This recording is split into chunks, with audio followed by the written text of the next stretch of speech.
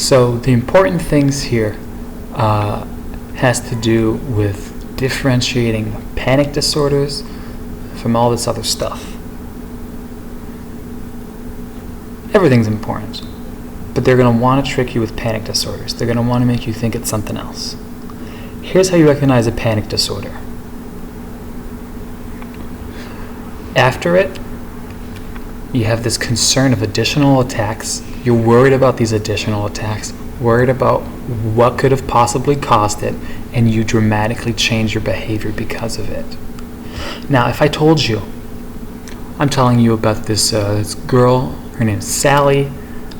Sally doesn't like going outside. She likes staying in her house. She won't go anywhere else. She's afraid of going into stadiums or into crowded areas because at some point in her past she was in an open stadium getting a cool tour, and all of a sudden her heart just started pounding, didn't know what's going on, and now she's staying in her house because she doesn't want stuff like that to happen again, and she hasn't talked to any of her friends, and she hasn't blah blah blah. So they might try and trick you up with agoraphobia. But, and I've seen this before, if the problem isn't, I don't like going outside or I don't like stadiums, if that's not really the problem, if the problem is instead, I'm afraid of more attacks, I'm changing my behavior because of my fear of these attacks, I have no idea what's going on, it's panic disorder. It doesn't matter if the person says, I'm going to stay in confined spaces now because I don't like open spaces. Or it doesn't matter if the person says, I'm not going to go to stadiums anymore because I'm afraid of large areas. All right? If the person's behaviors are being used to mitigate any sort of concern of additional attacks or consequences of an attack, and these attacks just randomly happen, of course it can be with or without a known trigger, and you're constantly thinking about what could have caused it, it's a panic disorder. Strong genetic component, of course. Alright. Phobias, social anxiety disorder. Your biggest thing is embarrassment. You have the fear of being embarrassed. And of course, for performance type, like if you have to give a speech or something, beta blockers and benzodiazepines as needed. Of course, if you have to give a big speech and you're going to get loaded up on benzodiazepines, your speech may suffer a little bit. But agoraphobia. I'd use the agoraphobia here to contrast it with panic disorder, where in both cases you have this anxiety and fear of being in certain situations or something. Remember, for the panic disorder, the fear was mainly about more attacks and things about the attack. Whereas for agoraphobia, it's more about the situation. Public transport, crowds, whatever, stadiums and stuff. Okay. It is associated with panic disorder, but don't get tripped up. For panic disorder, the concern is with attacks. For agoraphobia, the concern is with where you are. It's a good way to think about it. Generalized anxiety disorder. Heck, this will be a college student who always ends up checking the door, 3-4 times, at night to make sure it's actually locked. She's worried about her mother's health because, blah blah blah. She's living on her own now, and she always checks up on her friends to make sure they're not getting sick or something. Just constant stuff. It's affecting your sleep, it's affecting your grades, difficulty concentrating. Okay. Again, therapy. First line. OCD. Big thing here, ego dystonic. Well, what does that mean?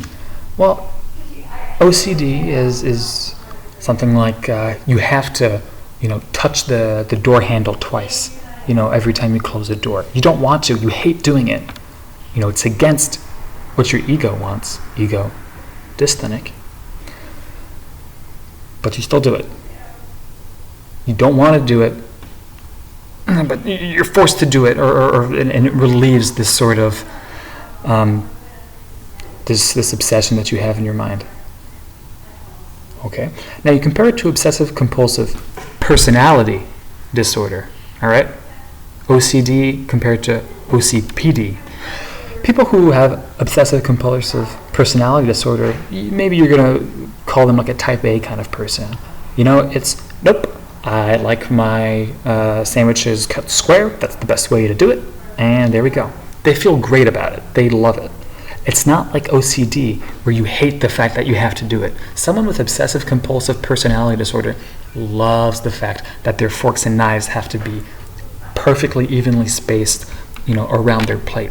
They love the fact that, the table has to be sparkling clean all the time. They love the fact that when they arrange their books, it's arranged from, widest spaced to the least wide base. It's totally in sync and in line with what they want. Of course, it is associated with Tourette Syndrome. However, you remember that for Tourette Syndrome, you can take antipsychotics if therapy doesn't work. You don't do that with OCD. You just take SSRIs. Body dysmorphia, you are preoccupied with imagined defects in your appearance, okay? Someone who's always, a woman with a nice nose or something who's always looking at her nose because it could be so much better. What's going on? Same thing with guys, Guys, they can think, oh, I'm not strong enough, I'm not big enough, despite they're getting, pumped with tea and stuff, and they look great, and they're all buff and stuff. So, no problem. People with body dysmorphic disorders tend to have eating disorders because what they see isn't what they want to see. Trichotillomania, you just keep pulling out your hair. You can happen at any age. Typically, you see it in younger people. There was someone I knew in high school with beautiful hair. Then one day I learned it was a wig. Kept on pulling out her hair. No idea. I had no idea.